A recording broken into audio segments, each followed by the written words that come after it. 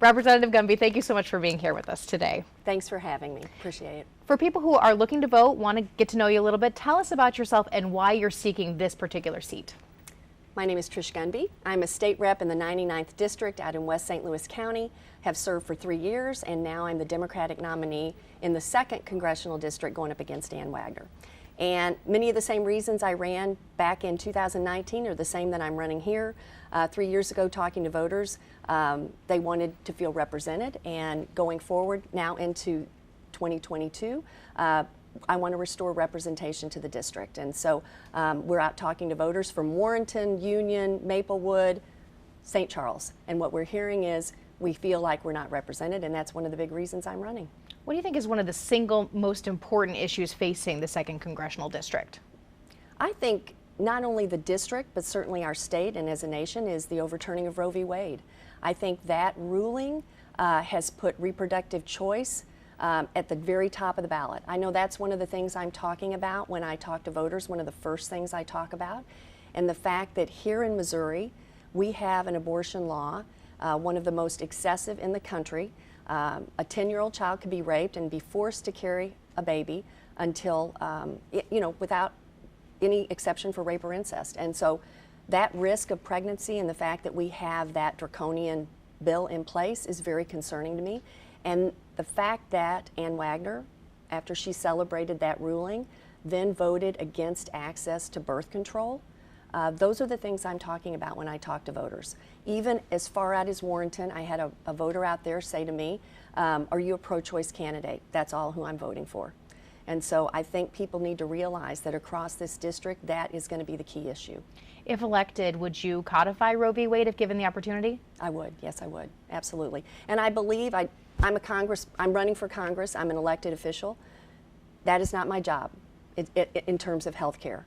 Healthcare is between a healthcare provider and the patient. Government should not be in your examining room, it should not be in your bedroom. And so that is my position on that topic. In your personal opinion, though, should there be any restrictions on abortion access, whether it's viability of the fetus or anything like that? Is there a cutoff, so to speak? Again, not a healthcare provider. I think those decisions are best made between the provider and the patient. A lot of people, of course, are talking about inflation and just their bills. The price of groceries have really gone up. Should you be elected, is there something that you could do right away to ease that burden for everyday Missourians? I grocery shop just like everybody else, put gas in my tank, so I'm mindful of pricing. What I will say is I think Democrats have offered solutions. We have the Inflation Reduction Act. We've had a gas price gouging bill. We've done something around formula, lowering prescription drug prices, capping insulin prices, different ways to try and reduce those costs that, cost of living that people are living with. Ann Wagner voted no on those things. So I feel like Democrats are offering solutions.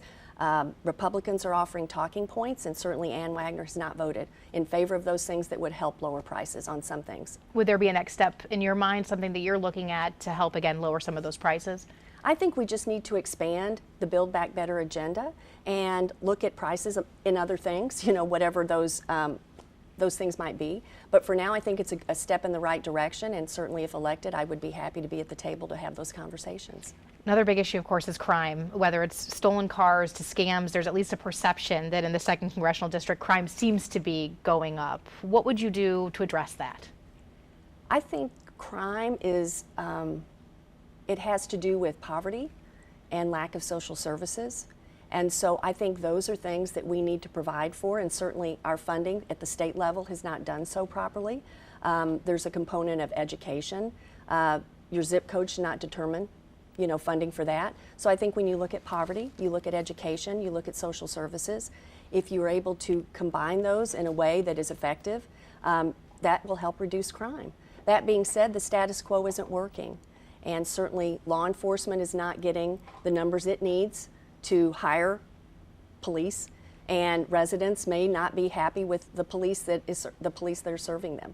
So we need to come to the table, have those conversations, and I'm willing to do that. In fact, in my own House district, I've asked the police chief out there, what would you do in terms of use of force, guidelines that should be in place across certainly the region, in the state, and so I'm willing to have those conversations. I think something that many Republicans may not be willing to do.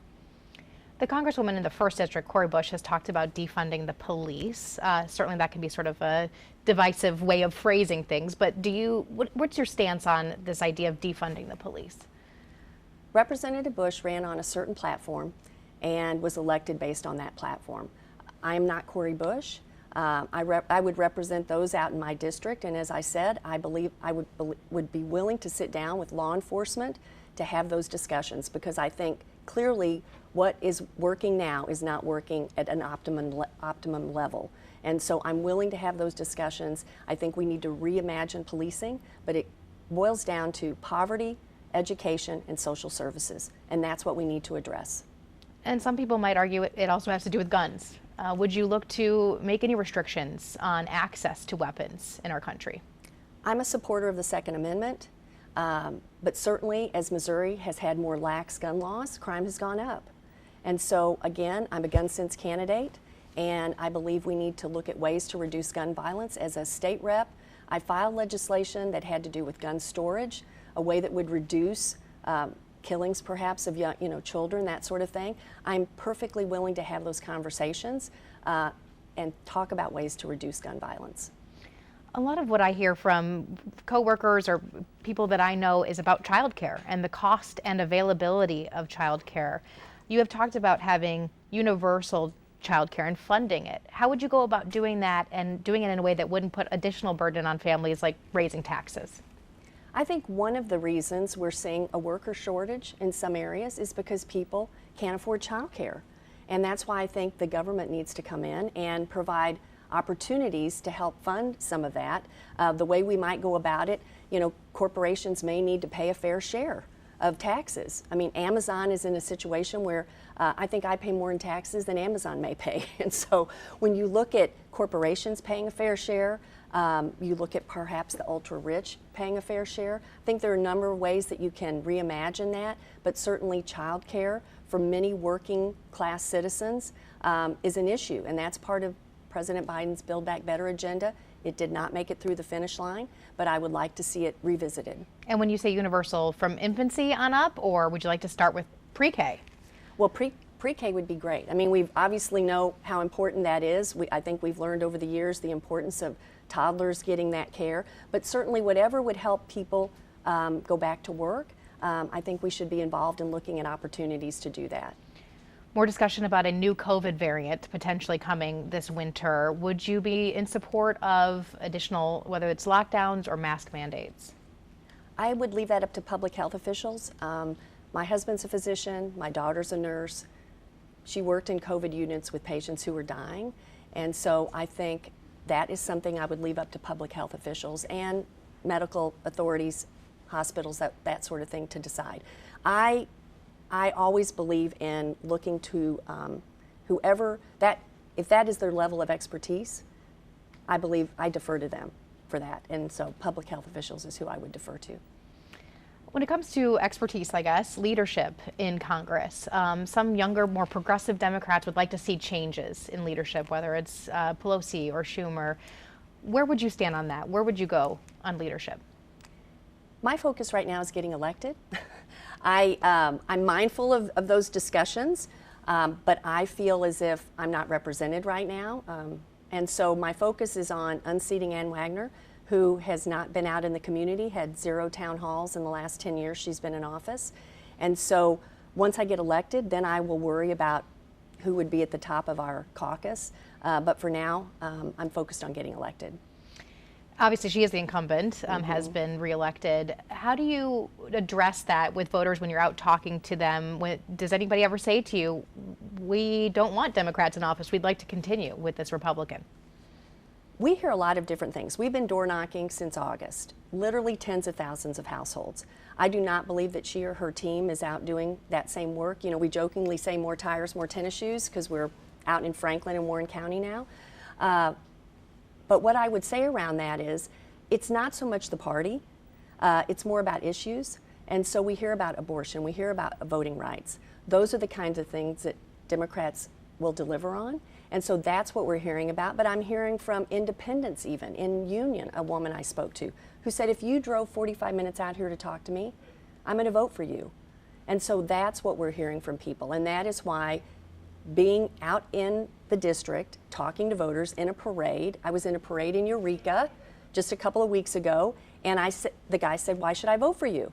And I said, "Because I'm out here. I'm here to, what are your issues? I want to talk to you." And he said, "Who's our representative?" I said, "Ann Wagner." And he said, "Who's that?" So in 10 years, if you don't know who your congresswoman is, shame on her. And that's one of the reasons I'm running. In fact, we will not have a debate, it sounds like, at this point, and she's also declined to do a sit-down interview with us in a forum just like this. What do you make of that? I'm not surprised. I think there's a sense of arrogance and entitlement, and I just don't believe that that's how an elected official serves. And so if you're not willing to put yourself in a position where you can answer for your votes or explain your position on issues, I can't know everything about everything, but I will tell you my House district is a 50-50 district. And I believe this 2nd Congressional District is really more 50-50. And when I need to help people, I don't ask you what party you're in. I ask you how you can help, because a lot of this job is nonpartisan. So the fact that a sitting congresswoman refuses to sit down and takes a paycheck, I don't get that. I would never do that. What do you want to tell voters about yourself? Give them your pitch. My pitch. I love this job. I love being a state rep. I would love being a congresswoman. I feel like serving is one of my gifts, and I'm always willing to talk to folks and hear their side. We may not always agree. I'll end with a story about a gentleman I talked to in Sullivan. Very clearly, he was a Republican, and we were talking about issues, kind of sparring back and forth. And I said, "Sir, I'm out here talking to you. That's something I don't believe Ann Wagner will be doing, but I appreciate your time, and I hope I can have your vote." And he said, "You know what? I just appreciate that you came out here to talk to me, and I think I'm going to vote for you." And that is what is missing. People are not willing to engage with the people that put them in office. And that's why it's divisive. That's why Congress is rated one of the lowest institutions in the United States, at the very bottom. And I'm going to change that. And you do it literally door by door, conversation by conversation. And perhaps on November 8th, right? That would Asking people to get out and vote? Absolutely. Be sure and register to vote. Check your registration. I'm telling everybody, make a plan. Voting laws are a little bit different. You can take advantage of 2 weeks of no excuse absentee voting with a non-expired U.S. government issued ID. And so make a plan to vote. The ballots are lengthy, and we just need to get high turnout. That's how democracy works. And one final point there, do you think we have free and fair elections? Do you think the elections there is integrity? I know there is. I have toured the St. Louis County Board of Elections. What I challenge anybody who suggests that it is not, that they aren't fair, is to go take a tour of your election authority, your election board. They will do that, all of that work behind the scenes that we don't see. It is bipartisan. A Democrat and Republican sit together, open ballots. Across the country, red and blue states certified the election. The courts agreed with those certifications. The whole idea that the elections are fraudulent, it's just not true. The election authorities are some of the hardest working people we know. And I worry about people who want to volunteer at the polls, because if they feel like they're under threat, we may not get those volunteers. And that is what secures our elections and makes people feel like they're safe and secure. And I totally believe that they are. I am very grateful for all your time. Thank you very much. Thank you.